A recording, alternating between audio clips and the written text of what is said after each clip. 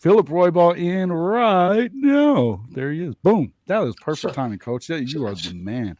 Sorry, guys. This computer, I had it in the 7th grade. I think that there's something going on here with my computer today. Either that or it had to have been StreamYard. We're gonna blame it on StreamYard. That's what we're gonna do. We're gonna blame it on StreamYard. There we go. And we'll kind of go from there. All right. It didn't take my banners away. Perfect. All right, guys. Remember, if you like the podcast, please make sure that you hit that like button. That is the best way to help creators like ourselves make sure that we are out there on that algorithm. You can always make sure that you give us tips, or you can jump into our podcast merchandise store. You got to get in there, check out our 4-star booty material. We've got the perfect, to me, when you get blocked by Lincoln, you just got to make sure that you have a badge of honor. So we made sure to get a shirt in there for everybody that's been blocked by Lincoln Riley. So get in there, jump in there, grab one of those as well. You know what? I didn't even have to tweet at him, Jay. I see you shaking your head in there. I didn't even have to tweet at him to get blocked. I got to tell you, it had to have been something I said on here. I don't know what it could have been. Oh, you had to tweet at him at some point. I'm telling you, I never added him. Never. I don't. You said his name though, didn't you? Oh, lots. Plenty. You know he searches his name. Yeah. Well, yeah, that's good. That works. Anyway, welcome back to the show, everybody. Excited to get this going now. And as we were talking about recruiting, season reaches record temps.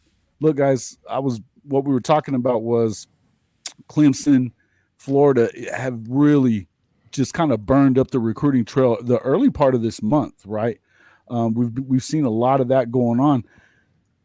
And, I guess it's fairly understandable. But because you start looking at Sammy Brown, that was a big pickup, and that was kind of hurtful for Oklahoma fans, us included.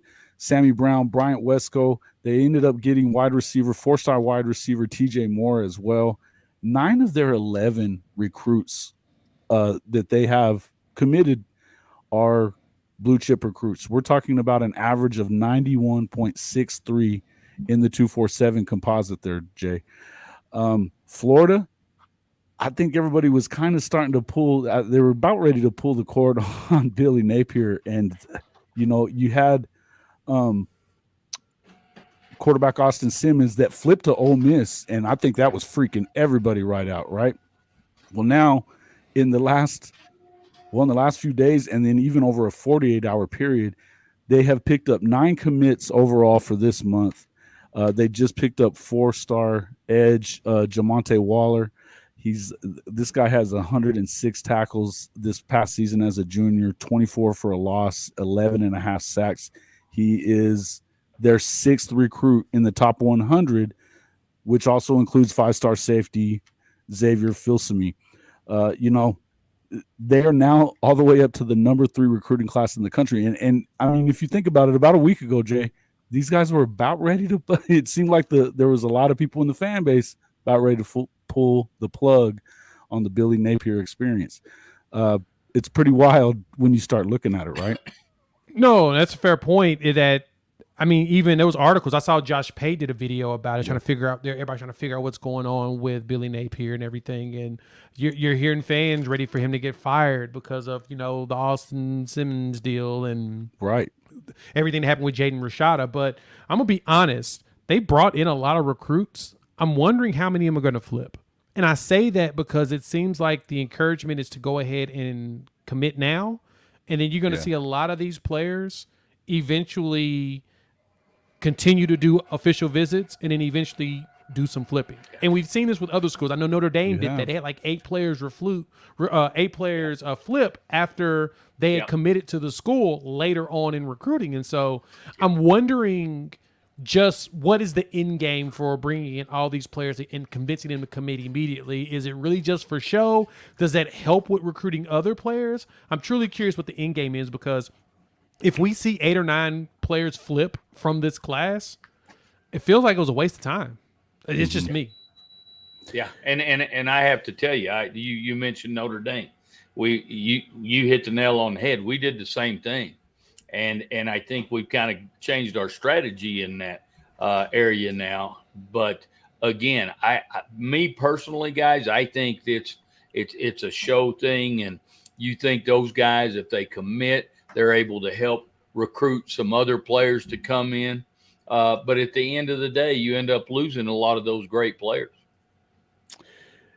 I think you're kind of right. And this is, we kind of goes back to the whole thing that Coach Venables is doing, where he doesn't want you to commit until you're done taking these visits. And I think a lot of people, and even within the OU fan base, you see a lot of these guys that are freaking out, especially when it gets to June and you haven't picked up a lot of these guys that you're expecting to get. Now, granted, and this is something that I say I feel like I'm a broken record saying this a lot, but I'm telling you, none of these guys are committing yet. That you're not seeing a ton of them. The ones that you are, I think that you could see some flips there. But like the main guys, the guys that Oklahoma really needs, when you start looking at your David Stones, Nigel Smiths of the world, Williams Waneri, these guys are not making their decisions yet. So it's okay that they haven't committed yet, because they haven't committed to anyone, right? And this is where I kind of feel like this is a good thing that is Coach Venables' way of doing things. He doesn't want you out there making a commitment and then still visiting other schools and things like that. We saw a guy that ended up losing his scholarship, and he was going to be a transfer guy, of course, but he ends up losing his scholarship because, he went and took after he had already committed to OU, then he goes and he takes another visit, and they kicked him right out, So I think that maybe, I think you're onto something there, Jay, when it comes to that stuff. Now, that being said, again, we still have a lot of Oklahoma fans that are concerned. And if you remember last year, Jackson Arnold was right after the Champion Barbecue. That was this past weekend. And that kind of served as the domino that started tipping over. What was there, like 6 top 100 recruits in the class, a number 4 overall class, guys like Peyton Bowen at the end of the year. You ended up with Deshaun McCullough on the transfer. There was a lot of these guys that, hey, we could go through Sammy Omosiho, one of our favorite guys, Makari Vickers. These guys, they were loading them up, and a lot of the guys on defense, which is who you wanted to see them get. PJ Adebawari, how do you ever forget that guy, Mr. Wingspan? So, hey, I feel like it's going to be the same kind of thing. And today, it appears that we're seeing a lot of that. And so, Jay, I wanted to throw that to you. We've got a couple of commits. We need to talk about them.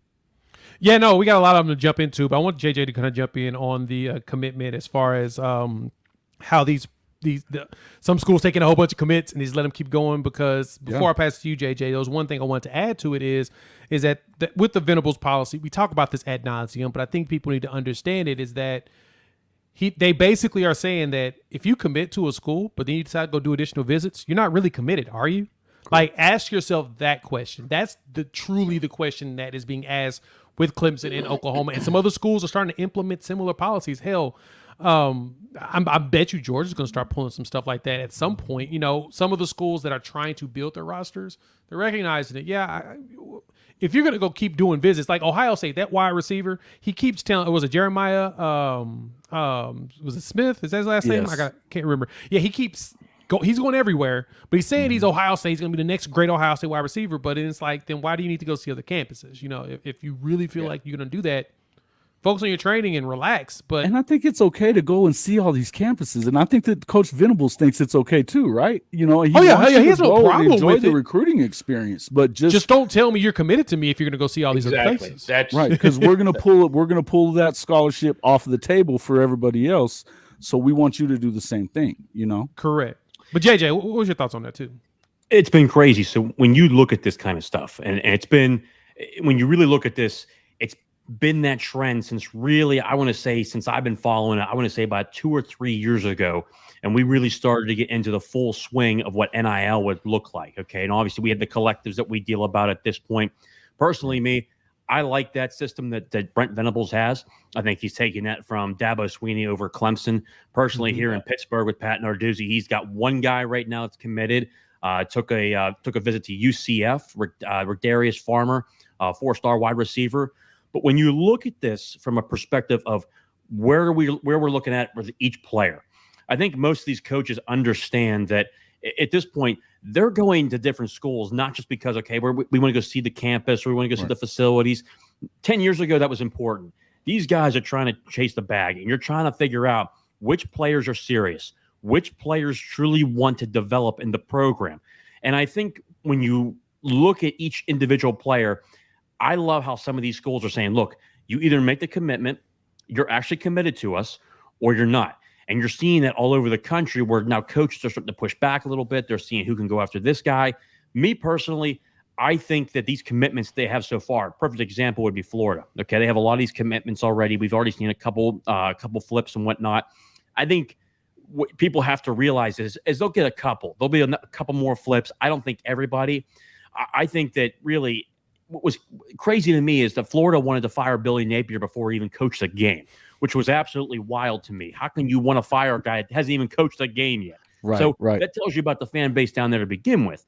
But in reality, these fan bases need to understand that players, you're going to have the couple here and there. It's not going to be the entire commitment list. There's a lot of these guys that understand where they want to go, and they have their word, and they have it on the plate for them.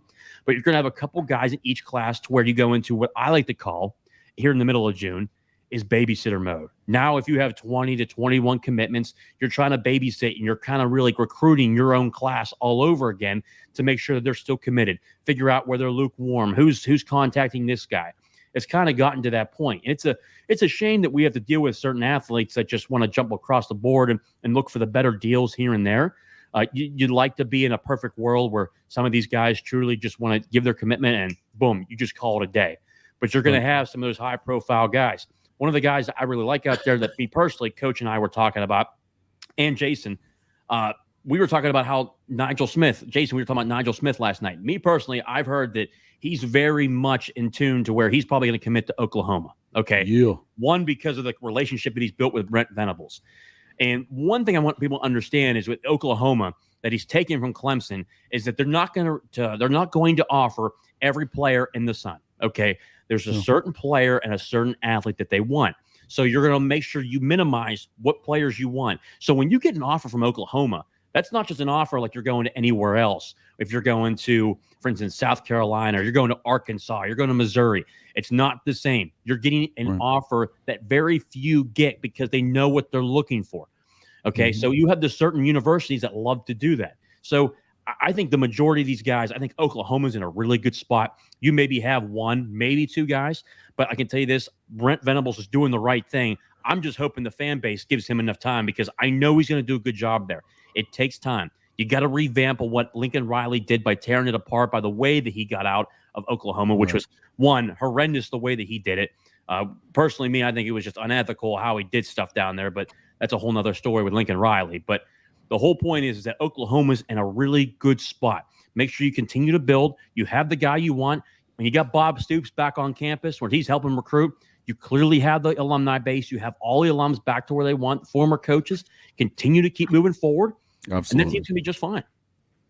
And Hank had it just right there. Is exactly what you're saying. Is this is actual relationship recruiting. It's not just about the NIL. There's money in Oklahoma to pay these guys, but when you start looking, if it's just about money, then and Coach Venables has said this on numerous occasions. If they're a pain in the ass in recruiting, they're going to be a pain in the ass in the locker room, and he's not having it. Drama. He said that a bunch. He's not going to do it. Yep. So. This is real relationship recruiting. These are guys, and Coach, talk to us about that a bit too, because you know what it means. I mean, you were coaching at the highest level in Texas high school football, and you got to deal with some of these guys. I know you know Coach Venables. I know you know some of these other guys. What is it like what's the difference in some of these other guys? I mean, I know a lot of them just throw money at it, but. Well, and again, guys, I think I've said this before on here. Life is about relationships, and that's the key to this whole recruiting process is those relationships that are built by those coaches. And you have, obviously there's lots of different philosophies, and I as I worked with different head coaches and so forth, and their recruiters, it was interesting to see what those different philosophies were. You know, and guys, I'll tell you this: it goes as deep as, you know, Coach. If you'll get these two kids to come to our place, you know, we might have a position open on our coaching staff. I mean, it's really crazy what different philosophies are out there by all these guys. But like y'all have said, I like what Venables is doing. I think he's got the right approach. I mean, Dabo, Swinney. And again, guys, the top programs, the Georgias, the Alabamas, those programs, kids want to go there to start with because of national titles. Sure. And so that's always a thing. And you know, those guys, they can say, look, either you're going to commit here or we're moving on to the next guy, because the next guy is right there with you. And you'll lose your opportunity here. Some programs can't say that. And so there's just a wide range of philosophy here and how you handle things. But I think the landscape is changing somewhat with the you know, NIL and so forth. So that's changed the landscape somewhat. But it's and once again, getting all these players to commit and then losing them, I think people are learning from this because, hey, it don't. And I tell you what, when I saw that we were going to talk about recruiting, I thought, hell, what does it matter? I mean, at this point, what does it really matter? Because, you know, hell, next thing you know, they've decommitted and gone someplace else because they either got more money or, you know, whatever the various reasons are. So, hell, it's a crazy game. I mean, kids go all kinds of places. But finally, the last thing, relationships. And I think that that's what we're talking about is the difference between Oklahoma. You know, they had a couple of flips last year, but both of them seem like neither one of them are OU guys. I don't think it ever really got. I think that Coach Chavis had a good relationship with the kid that ended up flipping. He was a legacy kid, though, for Texas. I mean, he was never coming. He was never coming. You know, I just never felt like that was ever really going to happen. And then, of course, you had, you know, they missed on Hicks, but that was the money thing too. But if you look at what happened at Texas A&M, a lot of those guys that were in that historical class no longer in the program, right? So, again, now you are. Go ahead, Jay.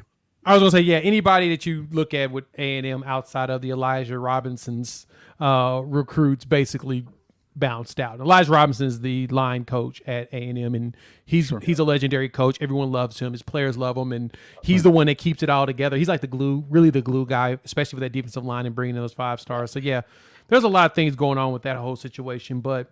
Right. I wanted to go ahead and jump in too and talk about those recruits we were talking about, Jason. You kind of teed me up for earlier. Let's lead right into that. So Oklahoma just got 2 commitments. You had James Nesta, the linebacker out of North Carolina, at William Amos Hugh High School. He's the number 9 player in North Carolina, and at 4-star linebacker, 6'4", 6'5" ish. 205. The big thing about him though is he's also a pitcher. Like I think he's the number 1 pitcher out of North Carolina in high school rankings. Like he's a monster on the mound, and he's coming to Oklahoma to play both sports. And so what's cool about it is twofold. That worked out okay, didn't it? It did. Twofold. One, it worked out very well for Kyler Murray because Oklahoma was able to figure out how to let him play football and play quarterback and work it in with baseball. And so, yes, that did happen under the Riley regime, but keep this in mind. The baseball coach, Skip Johnson, who's still at Oklahoma right now, and it is an elite recruiter, he's the one that figured it out. He let football do their thing, and then once football was done, he made it to where Kyler could easily transition back to the baseball field. He's going to do the same thing for Nesta. And that's kind of the key point is Nesta goes out there, he plays football, does his thing, and he's going to transition him right into the baseball mound. And the opportunity to play SEC baseball was a big deal for Nesta also. That's a huge deal. I hadn't really thought about that. I looked through his offer list. Tennessee offered him, and Tennessee's in the College Football World Series right now. They're playing LSU tonight, if I'm correct, and they just won their game before. So Tennessee had him as a offer and a visit, A&M had him. A lot of the SEC schools were actually pitching him also. And so Nesta isn't like he's top 300, but he's not like your top 5 in the football side. But baseball, he's so hot. All these schools said, no, we want to offer him in both sports. So that's a big deal. The second pickup was Aduzi Ezukama. His brother, Eric Ezukama, plays wide receiver for the Miami Dolphins. He was recruited by Emmett Jones to Texas Tech. Went from Tech, got drafted in 2022 to the Dolphins, and now Doozy is coming from the Fort Worth area because of Emmett Jones to Oklahoma. 6'4", about 180, 190, tall, lanky, fast, and he's got some ability. And so the dominoes are slowly starting to hit for Oklahoma because, as mentioned before, they were taking their time with multiple recruiting of a player. You had Champion Barbecue Weekend, which is the big weekend, the weekend before, and that was a huge one. Now, at this point, you get the party at the Palace at the end of July because the dead period hits in most of July. And the goal is if you get as many commitments up into the party, you're winning because then the season starts. Then it's focusing on football. All those kids are focusing on high school football, and that's what you want to do. You want to get them about July is the best time, and that's what happened last year. Most of the commits came in July, specifically because they wanted to make sure they were done before they started their senior season. Well, yeah, I think with Nigel Smith, he's not going to do his until his senior night at the new stadium sometime in September. So we'll cross our fingers on that. But in how many times has Nigel been at games in the last couple of years anyway? I mean, this is a guy that has been at Oklahoma a ton. He's got a lot of unofficials that he's been there. So even in the last couple of years. So that's a big, again, that was, I've said it before. That's my favorite recruit in the country because I feel like Stoney's going to be the guy. David Stone Jr., we expect him to end up at Oklahoma. That's where he wants to be. He's always throwing the horns down, those kind of things. And I mean, we just feel like that's probably going to happen. You got to make your focus on some of these other guys that can make up that depth. Because if you're going to run the defense that Coach Venables runs, you got to have a lot of guys along that defensive line. We've talked about that ad nauseum, but I wanted to kind of kick that back to you just a little bit there, JJ, because you talked about he came in and did some work with Aaron Donald. Nigel did, and for a time you felt like there was a possibility that he was going to come to Pitt. How did it end up getting flipped back over to talk to us a little bit about how that came back to where you feel like it's Oklahoma still. Yeah, so when he came up here, one, that was a heck of a visit. It was unofficial, did it on his own dime, but he came up here, got to meet a guy like Aaron Donald, which again, when you get to work out with the best defensive player probably in this generation and maybe of all time, it's a very very few far in between opportunity you to have. I just think one. Pitt's actually, again, rebuilding their defensive line again, or reloading, I should say. They had a couple guys on the board. They're only taking so many guys. They actually have 3 4-star commitments already. I just think it fell out. But 2, you got to think about it too. I think from where he's at in general, I just think that he's built a great relationship with Brent Venables. And again, guys, and I thought Coach did a hell of a job talking about it. The relationships are so important in this stage of the game whenever a guy's, and especially a young man, is looking to go somewhere. And kind of how I put it, it's kind of like the business world where we talk about it goes into sales. Okay, when you're looking at a young man, or you're talking to a client, or you're talking to a customer, or anything, you're able to really decipher what they want, where they want to do it at, what is the top 3 things they look at. You're really asking the open-ended questions: who, what, when, where, how, and why. Yes. What makes you? What are you looking for? Are you looking for the academic side of your college experience? You want to win national championships. You want to go to the National Football League. I can tell you this: the majority of the guys that go through any of these visits, one, they'll bring up first the NIL stuff, and you're able to kind of sift that stuff away. If that's the first thing that comes out of their mouth, and that's kind of the thing they're talking about, those guys kind of get pushed to the side a little bit because, one, that's kind of what they're looking at. Gets rid of them right away. He says they're done. Whenever they bring it up first, he's done with it. Yeah. We want certain guys that are going to fit our culture and our mold. Okay. So when you look at the relationship building, when you're asking those questions, you're listening to when you're listening to the client, or in this case, it's the student athlete that comes onto your campus. You want to make sure you're listening. What's the most important? And then I'm going to answer about how we can fulfill those dreams, but more importantly, those goals to come here. I think Brent Venables has done a good job. One, I like their staff in general. Obviously, on the offensive side of the ball, I always loved Jeff Levy, especially when he came in from Ole Miss. I thought that was a hell of a hire for Brent Venables. It's kind of one of the things where when you're a defensive coach, I think the most important hire you can make is your offensive coordinator, because that's the head coach of your offense. Whether people want to talk about it or not, that's the head coach of your offense. Let him coach. Some of these head coaches, they want to get on hands-on with everything. Let the guy do his job. But I just think overall, Nigel Smith, it's not just even how Pitt was recruiting him in the time when they were going after him. It's not just one guy. The real good staffs out there will say, all 10 of our assistants are going to go after this guy. You want to build that relationship from the ground up, contact that individual every single day. And it's not just about football. And I think it's why people have to realize Brent Venables and what he does is so good. And it's kind of like, it reminds me of what Pitt does. You want to ask about not just the football aspect, but ask, he's a young man, 17, 18 years old. Sure. What's going on in that young man's life? And when you're able to build that relationship and to tell those guys, hey, we're not just here for the football aspect of what you're looking to be. I'm looking to treat you like a young man, but also to grow you and develop you. That's the biggest thing you want to look at. And these guys think about that stuff all the time, and it means a lot to these guys.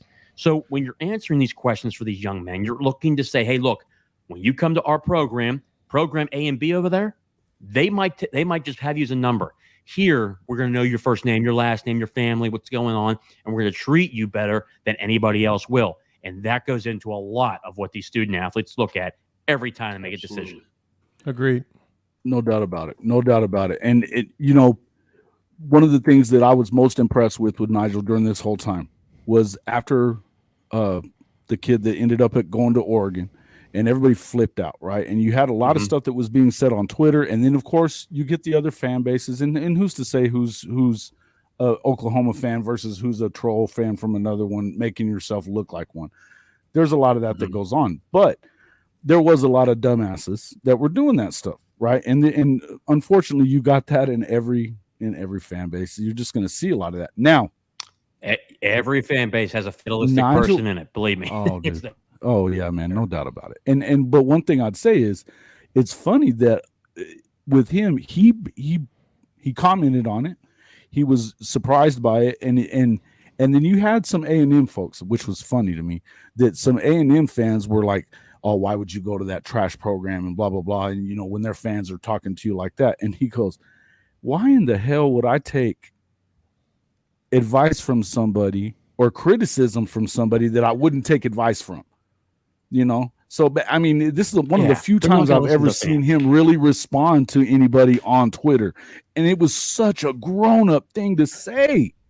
And this is why, hey, look, there's a lot of reasons I love this kid. I like him as an Oklahoma Sooner. And that's, you want to see these grown-up things. You want to see those things. And I think that's why I think that he's an important piece to that puzzle because of the leadership he'll bring just from that standpoint alone, right? That's where I one of the things that I like the most about Nigel. So again, and the soul mission is a big part of that as well. Look, these guys, it matters to these guys. It does. And so when you know that a lot of these fans that are you're so anxious to see them get these commitments. But what the hell's the point if they commit in April or May if they're going to unwind by the time December gets here? It just doesn't matter. Or by the time even July gets here, they're unwound and they're gone somewhere else. So, it's better just to wait it out. And I mean, I can tell you now that I know for sure, and Jay, you can probably back me up on this. I know that David Stone has tried multiple times to make his commitment go. But they want him to go to all these other places. They want him to do his OVs and finish them off. Right. Yeah, he said that in an article. I think it was like Brandon Jerome when it was with 24/7 at the time, and he said that basically, it was like in the in the board on the message board. He said that basically Stone told him, it's okay for him to say it, but he tried to commit like 2 or 3 times, and the coaching staff kept telling him, "Nah, you plan on doing visits, right? Don't commit. Don't do that. I want you to go enjoy your experience. Don't feel like you're being held back or hindered. That's Don't right. go in there thinking that basically I'm paraphrasing what it feels like they were saying is that don't go in there jaded when you visit them. Just say, oh, I'm just coming here for the visit. No, enjoy it and see what you feel. And then if your heart brings you right back, come on back. And most likely it's going to be like he just tweeted out a whole bunch of stuff today. I'm not sure if any of y'all saw this, but 24/7 tweeted out photo of a graphic of the top 10 players left, top 10 players in rankings right now. And they had all the players, where they were committed and all of that. They had Williams Winery on there, and they said a crystal ball to Oklahoma, right? Well, the number 10 player on their list is David Stone, but it said committed to Oklahoma. And so the graphic went up. Some people saw it. That got snatched down real quick. They redid the graphic and put in their crystal ball to Oklahoma because that's what he is. So literally about 10 minutes ago, I just saw some tweets. Somebody just sent me a couple of tweets that he's basically kind of ranting about it like, hey, I haven't made a decision yet. No decision's been made.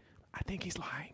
But no decision's been made yet, and I'm not. It's going to be my decision. Too. I have no silence. He's like, I have called some schools and told them if they're in or not, but I'm still going to make my decision and take my time and do my visits. In which he stated before, his last visit is MSU this week, so he'll be at Michigan State. Think Wednesday, Thursday, Friday, or Thursday, Friday, Saturday.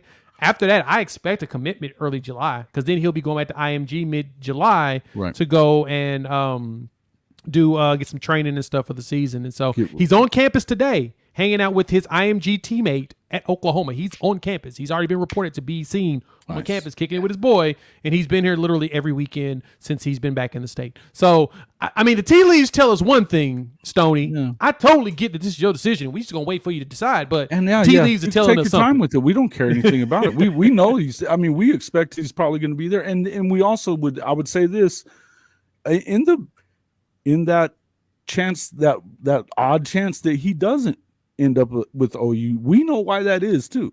We know why that is. It's not going to be because that's not where he wants to go. It's going to be because of the other stuff, the off the field stuff that his mother's concerned about, which I think that she's, from what we continue to hear, is that I think that Coach Venables and that staff, Coach Bates, they're showing, that how much they care about these kids in all ways, right? Which that's so important. And Coach, but JJ, I wanted to also say this. You brought up the business world and how you kind of pull back. And in sales, and I've been in sales, sometimes the best way to get a deal is what? To just take it away. To not say yes, to not just give it to them and say, yeah, and be so thirsty for them to make that commitment right then and there, because that's what you're trying to do is get them, and you're trying so hard, right? ABC, always be closing. And guess what? That's a Colombo close. Okay. So basically what you're doing is basically when you walk in there, you'll have it on the table, and look, they'll be deciding, and you know what? You put your hand on the table and say, you know what? I think I'm pressuring you. You know what? I don't want to put that too much pressure on you. Obviously, coming to Oklahoma means something, and it's not for everybody. So I really want you to think about it hard and clear, because I know the guys that are on board right now, we have that championship mindset. It's not for everybody. And all of a sudden, the Colombo close, you get them involved with it, and they're thinking like, no, you're not pressuring me. You ain't pressuring me. I want this work. I want this. And all of a sudden, you're right back in the game, and you got a sale. Boom. Yeah. And I agree with you. He's definitely a foundational player. I think he's very important. There's other guys out there. I mean, we're talking about, there's an opportunity to get Dominic McKinley. There's an opportunity, and I know that that's a small opportunity because he's an LSU kid, or he's from Louisiana. But there's an opportunity that he could, they're making a good relationship with him. Apparently his family really likes him, really likes Coach Bates and Coach Venables. And I mean, that matters, right? And then you've got, I think that JJA is probably gone. But Williams Winery, I mean, he's got one of his best friends is already on the team, Caden Green. And then, aren't they recruiting somebody else from the same school or didn't he just commit or something? There's another guy right from there from Lee Summit North, right? Jay? Yeah. Yeah, or somebody that they're after anyway. But so you can see a lot of that kind of, and of course he's made a good relation. I think it's going to be, I think we've talked about this. It's either going to be OU or Tennessee there, right? Yeah, for Winery. Well, yeah, that's what's being assumed. And then something leaked out that he could potentially be going to go visit Georgia this weekend. He's visiting Missouri Thursday. They moved it up. Sure. That's one of the reports I read. And then he'll be going to Georgia on potentially Georgia over the weekend. I think it's supposed to be in Atlanta for a brother's birthday party or something. And so we don't know what's true, what's not true. We'll figure it out. But he may do an unofficial to Georgia. He can go and do whatever he wants because he hasn't made that commitment yet. You know, and that's the beauty of it. But I'm anticipating the commitment that when early you July kind of take it away and you don't tell them that, hey, yeah, go ahead and make the commitment, but you can go ahead and go, because I think when Coach Venables did that with the receiver last year, Anthony Edwards or Anthony Evans, Evans, yeah, and he let him go to Georgia, and he knew not to do that. And look what happened. He flipped right away.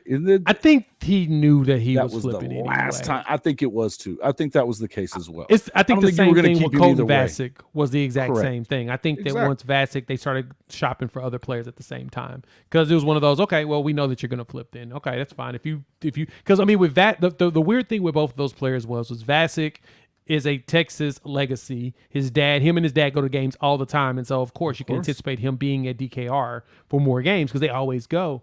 And then Evans, but when he wanted to go to the Red River game and be on the Texas sideline instead, that didn't seem right. I mean, but season tickets, they go to Texas games all the time. That's just his dad's a legacy. And rumor has it his dad was losing business because his son decided to go on the other side of the river. And I could totally understand that too, because fans are petty for some really weird reason. Yes, they are. Not at all. Evans, never.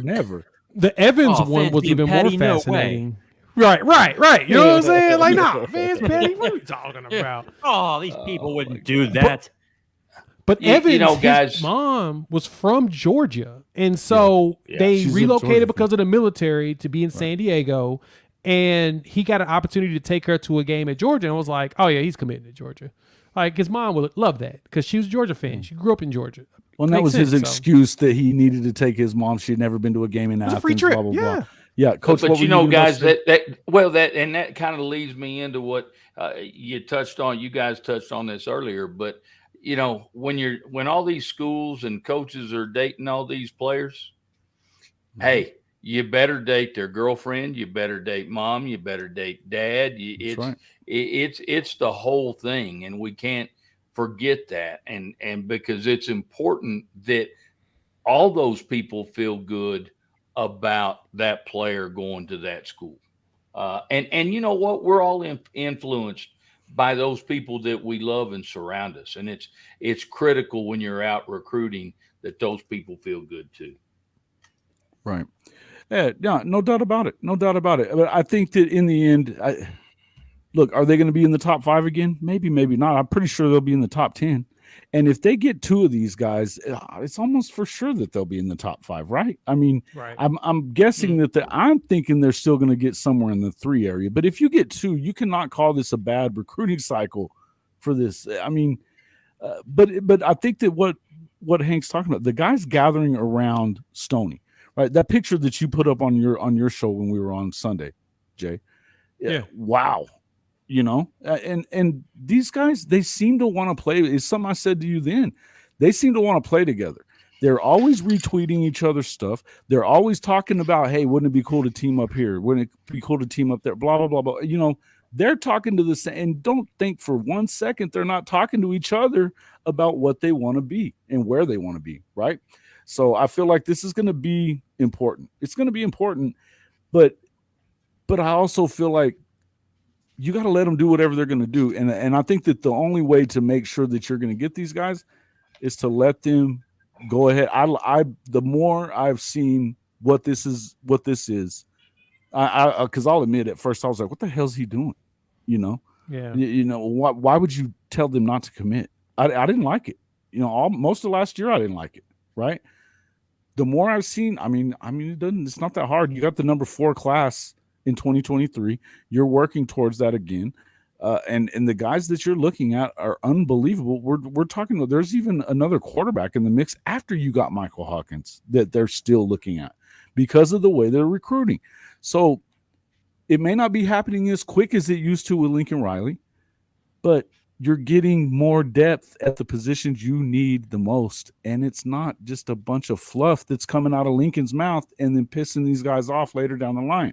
So, it is what it is, man. I'm excited. I really am. I'm excited about the whole thing.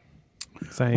we can go ahead and move on from that. Let's talk about Elite 11 a little bit, guys. Did you guys get into some of the and honestly, I wanted to really before we get into Elite 11, I want to talk about another Big 12 coach that has been really doing the thing. And now he had a kid at Elite 11 as well. But talking about Texas Tech, Joey McGuire, guys, top 25 class for 2023. I don't remember the last time Texas Tech did that, right? I do not remember the last time they did that, okay? Even when Coach Leach was there, that's not what they were doing, right? They've got right now, I heard this today, and I was laughing about this. This is pretty good stuff. For an Oklahoma fan, this is cool. Micah Hudson canceled his official visit to Texas after his OV last weekend at Texas Tech. Micah Hudson's the number one receiver in the country. And he seems to be playing this pretty well. I like the way he plays around on social media. He's a pretty funny kid. But this kid is the real deal. They also signed right after their weekend that they just had Tyson Turner, a 4-star receiver as well. You've got Baron Morton coming in, or he's going to be in the class this year, backing up, being the backup. But this is a kid that everybody expects to be a big time quarterback moving forward. But not only that, the most impressive guy that didn't win the MVP at the Elite 11, Will Hammond, he lit it up over there. I mean, everybody. I've looked at 4 or 5 different articles plus videos and stuff like that, and everybody continues to bring up Will Hammond. What the hell is Joey McGuire doing to get these guys to go to Lubbock? What do you think? What do you think's going on there, JJ? I'll tell you what, and we talked about a little bit last night about Joey McGuire. Let me tell you something. Obviously, he's a hell of a coach for his first year, especially taking over a Texas Tech program that hasn't really had. When's the last time they had success?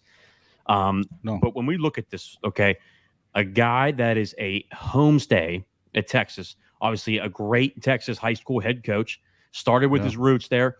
I remember when they hired him. Obviously, he came from Baylor. Was at Baylor. I knew it when they hired him. It was going to be a good spot for him. Whenever you're a guy that's down in Texas and you have the roots, but more importantly, the other coaches, and then on top of that, your reputation is as high as it is with him. You're kind of setting yourself up for immediate success. And when you're able to get a guy on campus like that, and they automatically stop, they decline the visit to Texas. You're basically what that means is he sold him on the vision of what Texas Tech can be. And again, and we it's go a back relationship to it. there too, by the way. Relationships. It's the heartbeat of what they're trying to sell. They'll never be able to do anything towards of like NIL with what Texas is doing, but they're selling the relationship. Why the relationship is more important? We'll take care of you better than Texas can. Texas might have 10 guys that might be towards the same type of talent as you. Right. We might have talent like that, but we treat our players a lot better than what they do. It's not just a number game with us. We know our guys personally in and out. Listen, and it's not a 4-year decision. It's a 40-year decision. You're selling the dream, and guys are understanding that. And now guess what? He's got something to sell on top of that. Hey, well, and coaches said all along, like when he was at Baylor, that was the guy that was the reason that Baylor was so good. Coach, you could top that in there because you've been saying it a lot lately that you're not sold on Baylor whatsoever. So but ever since he left, I mean, obviously they did not have a good season last year, and it seems to be weird. I'm telling you, and like you said, Jason, I've been preaching that for a while now. When he left to go to Tech, that killed Baylor, and I think it's going to continue to do so. But he, again, and y'all said it already, he builds those relationships. Joey McGuire is one of the most genuine, good-hearted people. And when you talk to Joey, I mean, you can talk to him for 5 minutes and you already feel like he's your best friend. Yeah. And that's and he expects that from his staff as well, guys. Mm-hmm. That's the expectation of his staff. You know what? If you're not genuine, then you don't need to be on this staff. Right. And that's what's helping them recruit the type of kids that they're recruiting. And I'm just telling you, they're my team this year to be a surprise team and have an incredible season. We talked about that last night as a dark horse in We the Big did 12. too. And folks, make sure No that doubt. you get over there. Check out the stream that we did last night on JJ's show. Talking college football with JJ Kitchen. We had a great time on his show last night. We talked about a lot of that, and I agree. It Coach made hit me it right kind on of the get head. into start looking at a lot of this stuff. But I mean, man, Will Hammond looked really, really good. I don't know how much you guys saw of this Elite 11. The kid's a stud athlete. The things that I was seeing out of him that was really, his athleticism was great. That was fine. But he threw the ball well, right? He comes in as a 3-star, but he had such a command of what they were doing, and his timing was really good. And obviously, you're not playing in pads or anything like that, but you can tell the difference in these kids, right? And out of everybody there, Dylan Raiola, you expected for him to do what he did, and he did great. He looked really good. You've got guys like, obviously we'll get into that a little bit more here in just a minute. But I mean, a lot of the guys that you expected to do that. But I heard Josh Pate earlier saying, man, nobody expected this, and he's the first guy I talked to, and his accuracy was impeccable. It was impeccable. If you saw him on the 7-on-7 pieces, 10 for 13, guys. And you guys know this. You're not just throwing against some slugs out there. You're throwing against other great D1 They bring in kids. studs. Yeah, exactly. They bring in some of the best receivers. They bring in some of the best DBs in the country to go to Elite 11. That's not just a quarterback thing. So yeah, it was pretty impressive, man. And so for this guy to be able to get in there, and how much of that, Jay, do you think has to do with beating Oklahoma and Texas last season? Ooh. I mean, it doesn't happen very often. You sell it, It doesn't. Right? It doesn't. Hey, it doesn't. But when you're recruiting, you sell it. You go out there and sell. Hey, we beat these guys. We're on the rise. And that's a good leveraging point when it comes to on the recruiting trail. So remind players like, oh yeah, we beat them the last few years. I mean, I bet Kansas was doing that all the time when they was going against Texas. It's like, yeah, we beat them 2 years in a row, and we beat them in Texas. And so, I guess now the question is going to be 1,200 days that Texas didn't beat Kansas, man. Yeah, that's true. That's true. That's true. It's been a while. So I'm guessing the question is going to be how much more of that will Tech use going forward when it comes to the recruiting? Yeah, but but how much do you think has to do with the fact that they did do that? I mean, he came in and I mean, it's like Coach said, you can listen to him talk, and he's inspiring. You're going to hear him, and I liked hearing what he had to say in the locker rooms and stuff like that. Yeah, and from everything that you hear about what he was doing at Baylor as the assistant head coach, they loved him, and obviously things weren't as good last season at Baylor, and we're going to find out if they are. And it could be as simple as the quarterback kind of sucked last year, but he could be better, and we'll find out. But honestly, I think something's up there too. The more I listen to Coach say it, and the more and even like I've heard Logan said it, our guys from Lone Star that we talk to a lot, he's talked about it too, that he's just not sure. He's just not sure what's going on either. And, and he hates it that Coach says the shit all the time, but I think he's coming around too. Honestly, I just feel like, he should have it mounted on his desk, man. Listen, think about it. It's how many coaches period can say that they beat Texas and Oklahoma in the same season from any school, right? What happened? We just lost Jay. Oh, he may have just told me he was out. Yeah, about to jump. Okay. Yeah, sorry about that. Jay, man, I should have let him oh yeah, he did say. Great hanging. Glad you came in. Hey, Jay's one of my favorites, man. He's got to jump on the live himself as well. But listen, bottom line is, to me, this is a guy that is look, you just don't see it very often that you're going to get top 25 classes. And this class, from what I can tell, they're only going to get about 14 kids. So they're probably not going to stay. They're not going to get that high up in the rankings because there's just by the number of kids they're going to get, right? It's just not going to be enough to be in the top 10 probably. But it's the kids that they're getting. And, when you talk about the guys that they already got, with Baron Morton, and like Cody talks about this guy a lot. This kid looks like he's going to be very, very good. And the guy that they got in right now is really good, right? And so Mhm. you look at that, and then you got Will Hammond coming in right behind him, and then, man, if you're Micah Hudson, it's not that hard to be sold on something like that. And by the way, Micah's dad also played at Tech. So that, it is a legacy there. But that doesn't, when you're the number one receiver in the country, you can go where the hell you want. You know what I mean? And Yeah. and if your dad played at Tech, he knows what it's like to not win. So it's kind of hard unless you can sell. It's not the same as being a legacy to Texas or Oklahoma, right?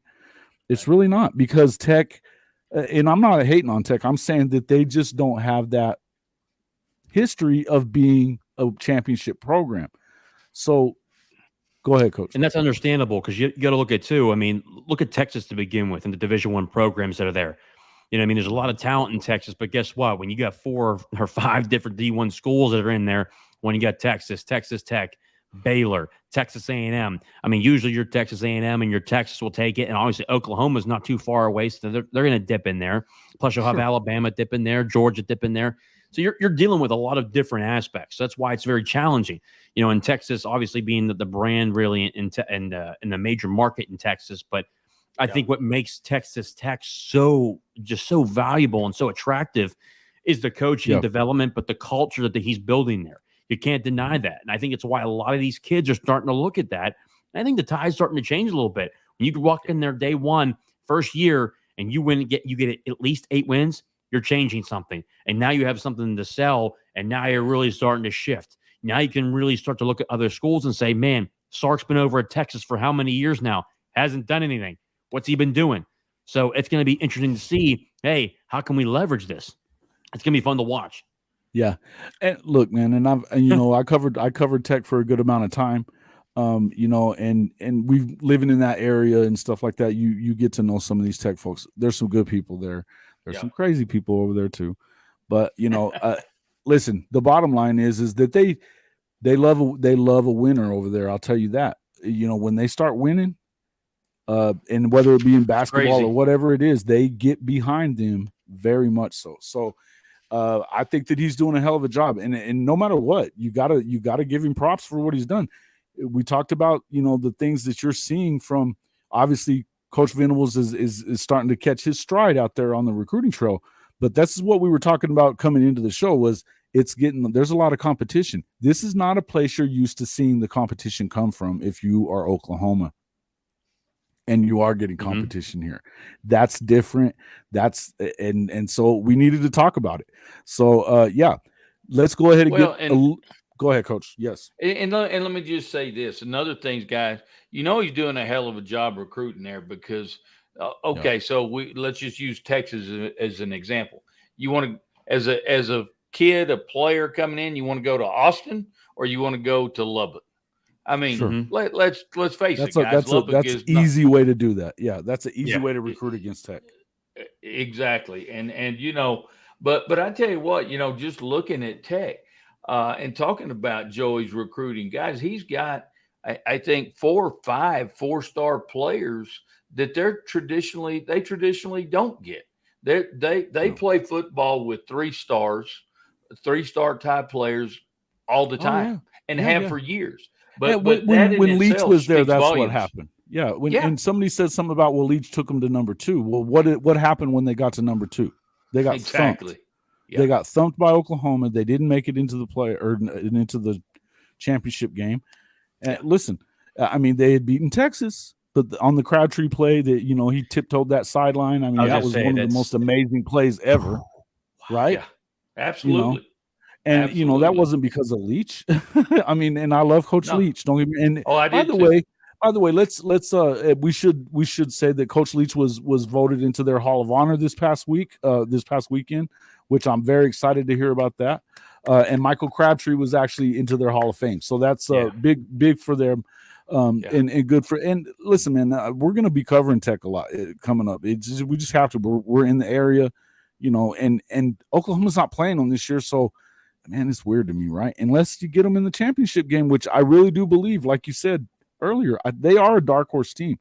I think it's them, and I think it's K-State that are those dark horse teams that if Oklahoma and Texas don't make it in, it's going to be one of those two teams. I don't think that I can't really see another one. And Jason, you talked about that a little bit, from before too. Texas has the roster, but guess what? Kansas State, Kansas, they got the coaching. Texas Tech, they got the coaching. So you look at it from a perspective of, what can it actually look like? I don't know. I really question Texas at this point. I think that these coaches, they understand. Kansas State has proven that Chris Klein has done a hell of a job at Kansas State. He's done a tremendous job. Kleiman and the other. We talked about it last night. Both of the Kansas coaches are insane. Yeah, Coach Leipold, unreal. Very, very good. Absolutely. Jason, one more thing I want to mention real quick is, obviously I'm always pitching Notre Dame a little bit, but please do bring it up. I was just glad to see that we had, an Elite 11 quarterback in the mix, and he looks with good, CJ Carr. I was going to bring him up. I tell you what I did see in him though is he doesn't have a lot of arm strength. Obviously, I think you get him in the weight room and that'll come. But I did like his accuracy, and he does some good things. But you think back to our season last year with Notre Dame, and they, if we'd have had him last year, we'd have been a hell of a lot better than even as a freshman. As a high school player, would have been a hell of a lot better. But I was just excited to see that. So again, kudos to Marcus and his. Again, I'm going to say Marcus is doing a great job, Coach. I look.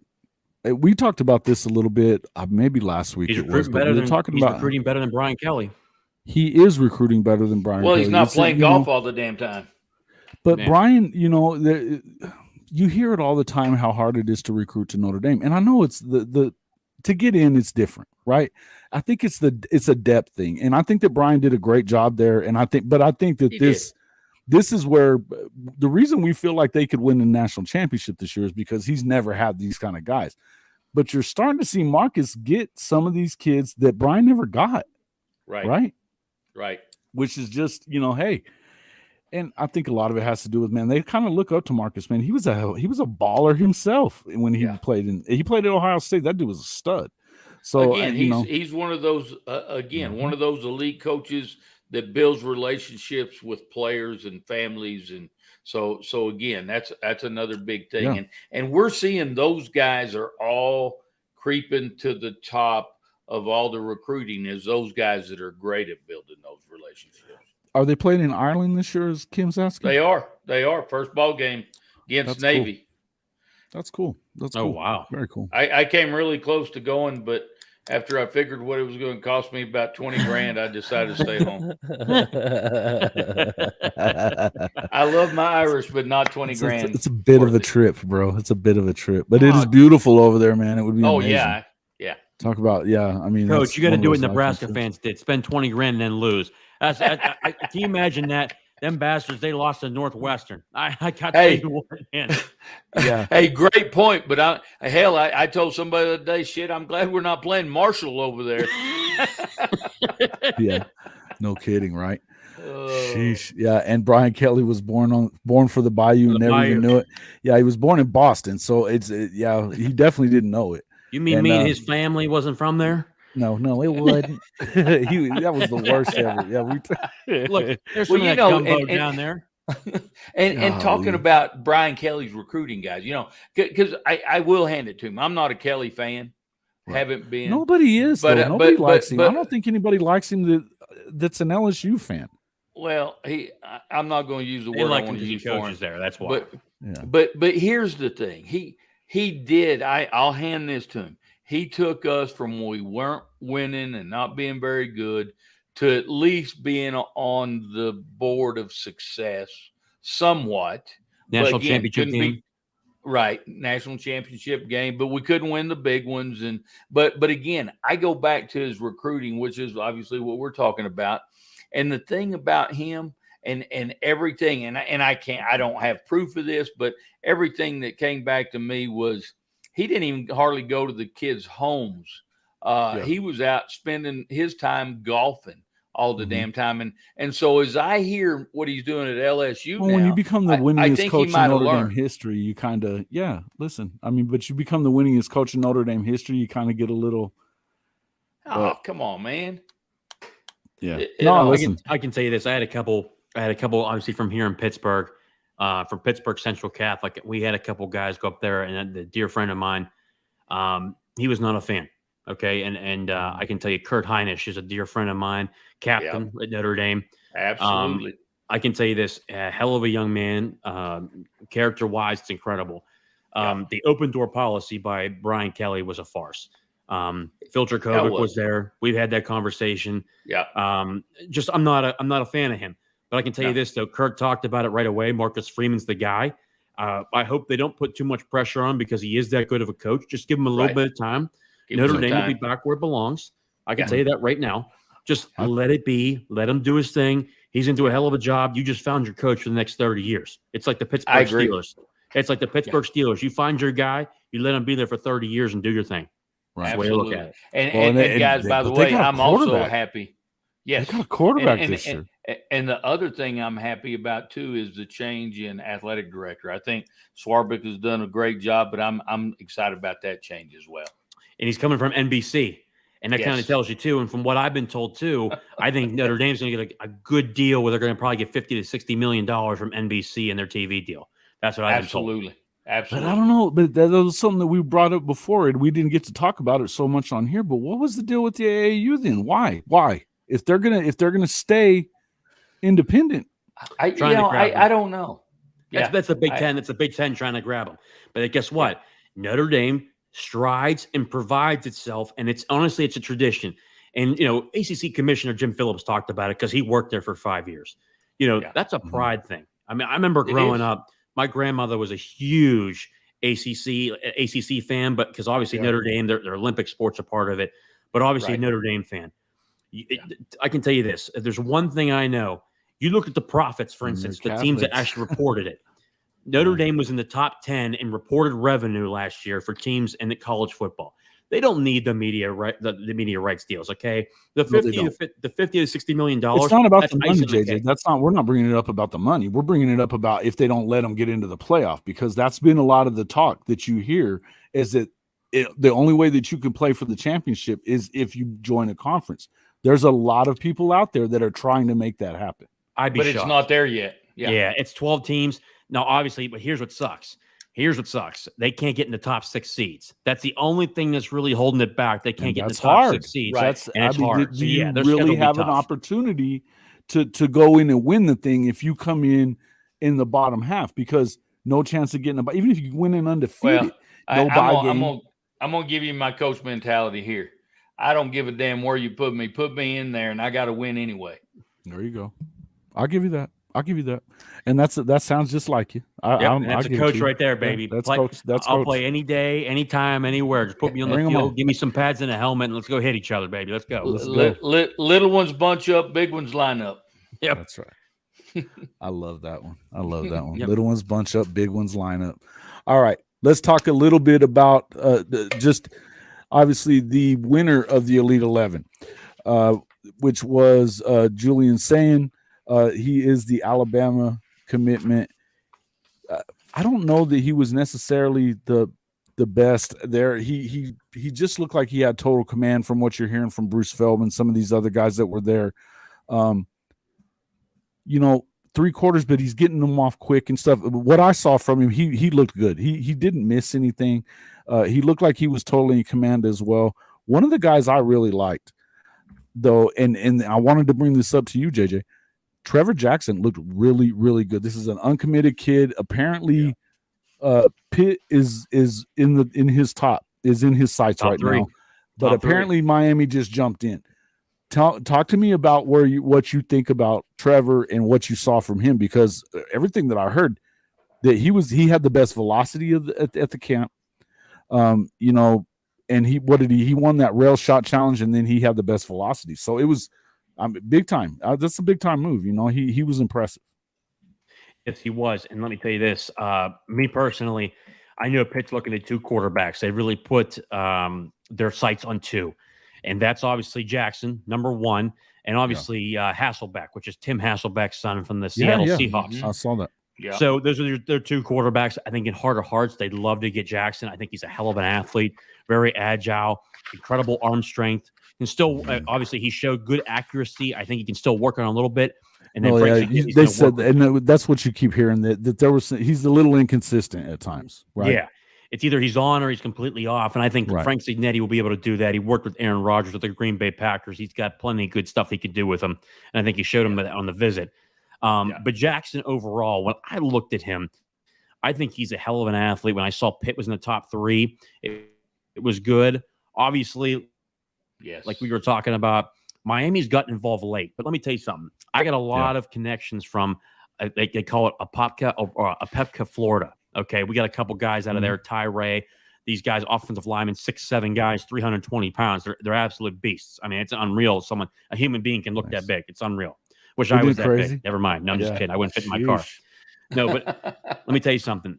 When you look at the talent down there, one of the things that's very concerning to the schools, especially high schools in northern Florida, they really question the development of Miami. That's a fact. Let the Hasselbeck go to BC.